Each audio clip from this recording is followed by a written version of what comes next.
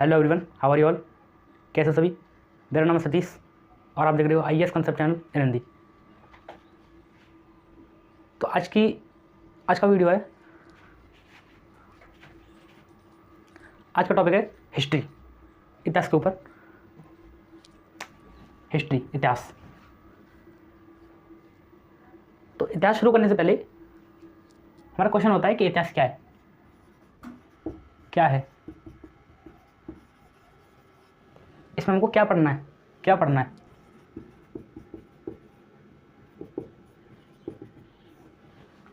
इतिहास क्या है और इसमें क्या पढ़ना है। इसमें हम पढ़ते हैं अपने पूर्व काल का, अपने बीते हुए समय की महत्वपूर्ण घटनाओं का अध्ययन करते हैं। तो इसका शाब्दिक अर्थ देखते हैं इतिहास का। इतिहास को शुरू करने से पहले इसको समझते हैं कि इतिहास क्या है। इतिहास क्या है तो समझते हैं। इतिहास, इतिहास, हिस्ट्री, ये इसके दो शब्द हैं। ये दो शब्दों से मिलकर बना है। पहला है इति और दूसरा है हास। इतिहास, तो इति का मतलब है ऐसा ही, और हास का मतलब है हुआ था। हास का मतलब है हुआ था, ऐसा ही हुआ था। इसका शाब्दिक अर्थ है इति प्लस हास, मतलब इति का मतलब होता है ऐसा ही, हास का मतलब हुआ था। तो ऐसा ही हुआ था, ऐसा ही हुआ था हम किस आधार पर कह सकते हैं कि ऐसा ही हुआ था। जैसे अलाउद्दीन खिलजी ने जो सुधार कार्य किए थे अपने शासनकाल में, जो सुधार कार्य किए थे, तो इसका शाब्दिक अर्थ है कि ऐसा ही हुआ था। तो ये कैसे नहीं कह सकते कि ऐसा नहीं था। किस आधार पर हम कहते हैं कि ऐसा ही हुआ था। तो इसके कुछ स्रोत होते हैं, माध्यम स्रोत, आधार। किस आधार पर हम कह सकते हैं कि ऐसा ही हुआ था। तो इसके कुछ स्रोत हैं, इसके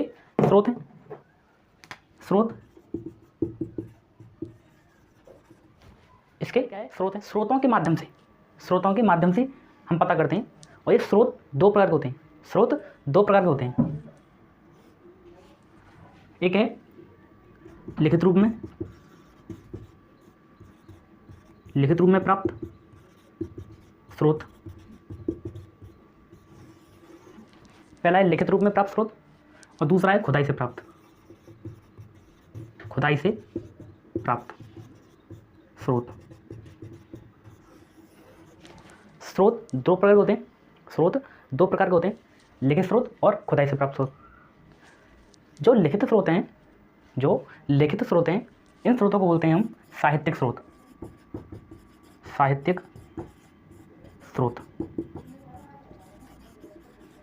जो लिखित स्रोत हैं उनको बोलते हैं हम साहित्यिक स्रोत। और जो खुदाई से प्राप्त हैं, इन स्रोतों को बोलते हैं हम पुरातात्विक स्रोत। स्रोत दो प्रकार के हैं, लिखित और खुदाई से प्राप्त। जो लिखित स्रोत होते हैं उनको हम साहित्यिक स्रोत बोलते हैं, और जो खुदाई से प्राप्त है उनको बोलते हैं पुरातात्विक स्रोत। ठीक है। तो अभी तक हमने समझा इतिहास का शाब्दिक अर्थ, इतिहास क्या है। तो इतिहास का शाब्दिक अर्थ देखा था कि इति प्लस हास। इति का मतलब ऐसा ही, हास का मतलब हुआ था। तो ऐसा ही हुआ था, इसका शाब्दिक अर्थ क्या निकला, ऐसा ही हुआ था। तो हम किस आधार पर कह सकते हैं कि ऐसा ही हुआ था। कुछ साक्ष्य होने चाहिए, कुछ प्रमाण होना चाहिए कि ऐसा ही हुआ था। तो इसको जानने के लिए इसका आधार है, स्रोत हैं, कुछ स्रोत हैं। और स्रोत हैं दो प्रकार के। पहले हैं जो लिखित रूप में प्राप्त हैं, उनको बोलते हैं साहित्यिक स्रोत, और दूसरा जो खुदाई से प्राप्त है उनको बोलते हैं पुरातात्विक स्रोत। तो स्रोत कितने प्रकार के होते हैं, लिखित स्रोत और पुरातात्विक स्रोत। इन्हीं के माध्यम से हम पता करते हैं कि इस कालखंड में ऐसा हुआ था, अब चलते हैं नेक्स्ट। देखो, अब देखते हैं इतिहास का विभाजन। इतिहास का विभाजन, डिवीजन ऑफ हिस्ट्री। हिस्ट्री। इतिहास का विभाजन लिखित स्रोतों के आधार पर 3 खंडों में विभाजित किया गया है। 3 खंडों में विभाजित किया गया है लिखित स्रोतों के माध्यम से। लिखित स्रोतों के आधार पर, लिखित स्रोतों के आधार पर इतिहास को 3 भागों में बांटा गया है। 3 भागों में बांटा गया है। वो कौन कौन से? पहला है प्रागैतिहास, प्रागैतिहास। दूसरा है आद्य इतिहास, आद्य इतिहास, आद्य इतिहास। पहला है प्रागैतिहास, प्रागैतिहास। दूसरा है आद्य इतिहास और इससे नेक्स्ट है इतिहास, इतिहास, इतिहास।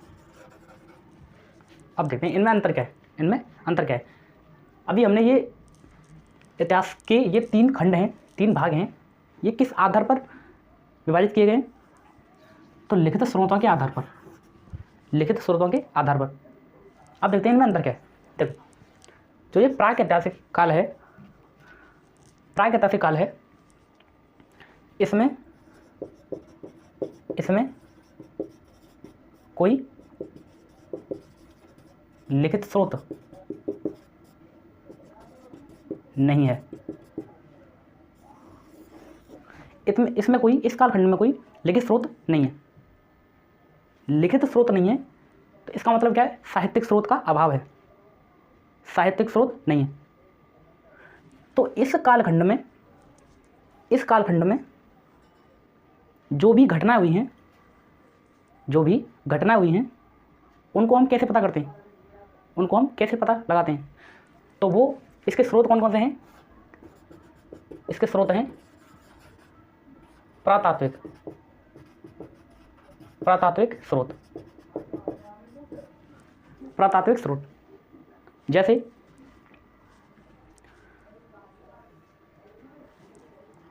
इसमें हम कौन कौन से कालखंड पढ़ते हैं? इसमें हम पढ़ते हैं पाषाण काल, पाषाण काल। और पाषाण काल को भी 3 भागों में बांटते हैं।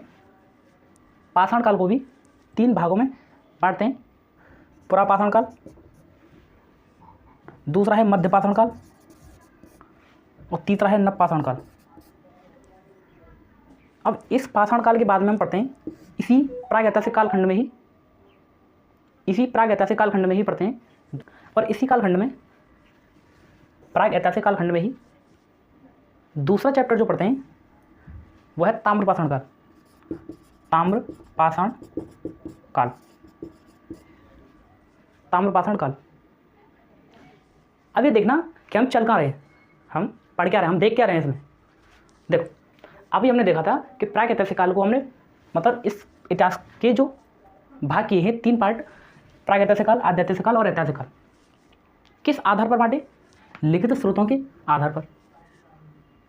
लिखित स्रोतों के आधार पर बांटे तो इसमें पहले की विशेषता देखी, जो अंतर है इनमें। पहला देखा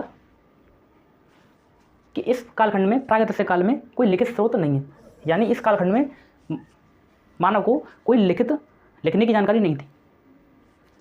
तो लिखने की जानकारी नहीं थी तो हम कह सकते हैं कि साहित्यिक स्रोतों का अभाव था, साहित्यिक स्रोतों का अभाव था। तो साहित्यिक स्रोतों का अभाव था तो इसके जो स्रोत हैं, इसके जो स्रोत हैं, किस आधार पर हम कहते हैं कि इस कालखंड में कौन कौन सी घटनाएं हुई हैं? किस आधार पर हम बताते हैं कि इस कालखंड में ये कालखंड थे, इन कालखंड की, इस काल की ये घटनाएं हैं, ये विशेषताएं हैं? तो इसका जो स्रोत है वह है पुरातात्विक स्रोत, पुरातात्विक स्रोत। जैसे पाषाण काल, जैसे पाषाण काल। तो पाषाण काल की जो विशेषताएं हैं उनको हम देखते हैं औजारों के माध्यम से, जो उनके क्या हैं? उपकरण हैं। क्या हैं? उपकरण, उपकरण, उपकरण। अब ये इस कालखंड के जो मानव, इस कालखंड में जो मानव था वो किस प्रकार के औजारों का प्रयोग करता था? इस कालखंड का मानव मांसाहारी था, शिकारी था, घुमंतू था, घुमंतू था। तो जो अपने रोज के जो जीवन में जो भोजन प्राप्त करता था, शिकार से करता था, शिकार से करता था, कंदमूल फल इत्यादि खाता था।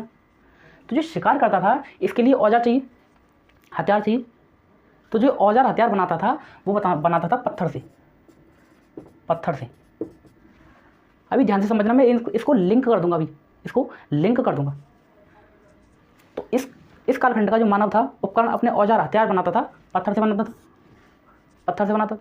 तो नदियों के किनारे पर आप देखोगे, नदियों के किनारों पर देखोगे कि इस प्रकार से गोल गोल पत्थर होते हैं, गोल गोल पत्थर होते हैं, इस प्रकार से गोल गोल पत्थर होते हैं। तो जो ये पत्थर हैं, एक पत्थर को दूसरे पत्थर से टकराओगे, एक पत्थर से दूसरे पत्थर पर वार करोगे, एक पत्थर से दूसरे पत्थर पर वार करोगे, तो जो ये इस प्रकार का पत्थर है, गोल पत्थर है, इसको बोलते थे हम, इसको बोलते थे पेबुल। पेबुल क्या बोलते हैं? पेबुल, पेबुल। अब इस प्रकार के पेबुल पत्थर को, गोल पत्थर को, ये कहाँ मिलते हैं? नदियों के किनारे मिलते हैं। और मानव उस समय कहाँ रहा करता था? नदियों के किनारे। नदियों के किनारे क्यों रहा करता था? क्योंकि जल मिलता था, जल मिलता था। अब जो ये पेबुल पत्थर हैं, इसको एक पत्थर से दूसरे पत्थर में आप वार करोगे, टकराओगे, तो इसमें से क्या है? इसमें से इस प्रकार से, इस प्रकार से कुछ किनारी किनारी वाला भाग अलग टूट के, मतलब पतली पतली इस प्रकार से छाल के रूप में पतली पतली इस नुकीले धारमा आकार में ये इसमें से निकलकर अलग हो जाएंगे, इसमें से निकलकर अलग हो जाते हैं। तो जो ये पतरे पतरे, जो पतरे पतरे ये छोटे छोटे आकार के, नुकीले आकार के हिस्से, इसके जो टुकड़े अलग होते हैं, तो इन नुकीलों से ही, नुकीले पत्थरों से ही शिकार किया करता था मानव। तो जो नुकीले छोटे छोटे आकार के जो इसमें से अलग हुए हैं पत्थर के टुकड़े, इसमें से ये निकलकर नुकीले पत्थर के टुकड़े अलग हुए हैं, इनको बोलते हैं फलक,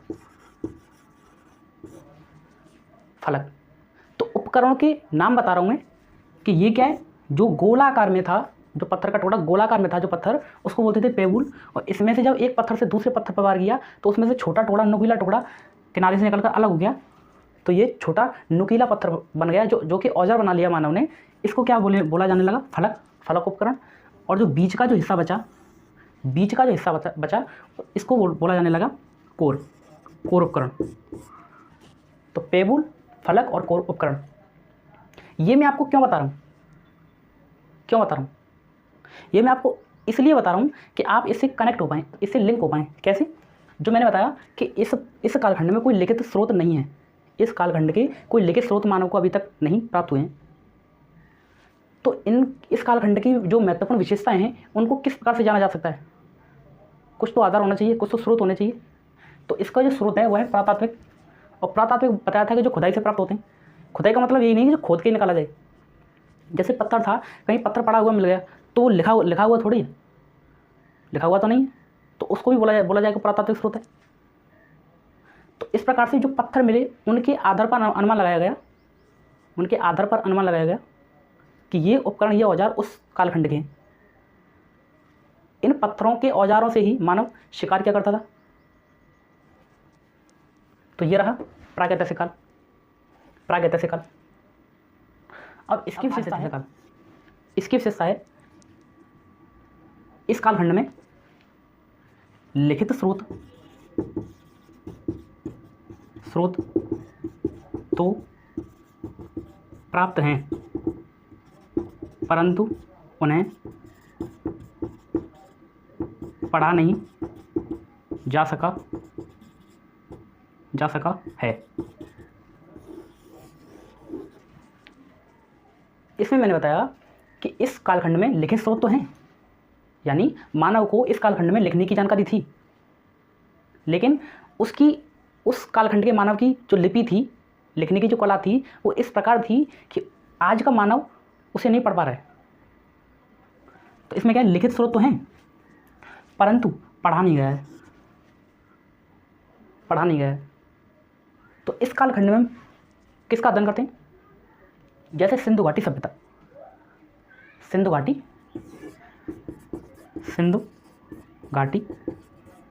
सभ्यता। अब जब आप सिंधु घाटी सभ्यता पढ़ोगे तो इस सभ्यता की लिपि देखोगे, इस सभ्यता की लिपि देखोगे तो इस कालखंड का मानव जो लिखता था, इस कालखंड का मानव जो लिखता था, इस कालखंड के मानव की जो लिपि थी वो थी भाव चित्रात्मक, भाव चित्रात्मक लिपि।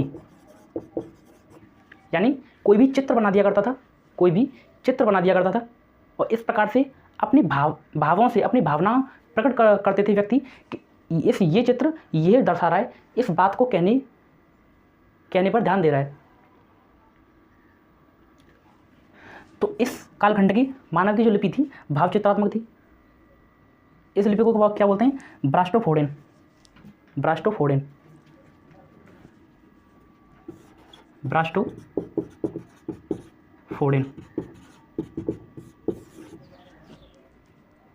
ठीक। और प्रागैतिहासिक काल, आद्यैतिहासिक काल, अब यह है ऐतिहासिक काल। यानी इसको क्या बोलते हैं? इतिहास में क्या है? लिखित स्रोत भी हैं और उन्हें पढ़ा भी जा चुका है।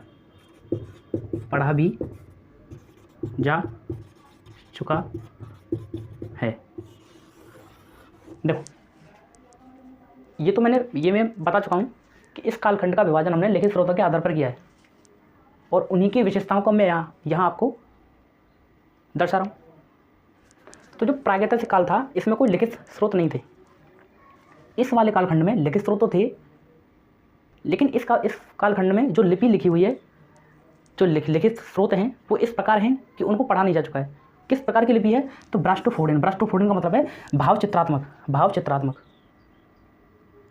मतलब अपने भावों से उसका अनुमान लगाया जाता था कि ये चित्र इस बात को दर्शा रहा है, प्रकट कर रहा है, इस बात को कहने की कोशिश कर रहा है। तो इस काल की जो लिपि थी भाव चित्रात्मक थी। तो इस काल की लिपि को पढ़ा नहीं गया। और जो इतिहास है इसमें लिखित स्रोत तो हैं ही, लेकिन उनको पढ़ा भी जा चुका है। तो मानव स्रोतों को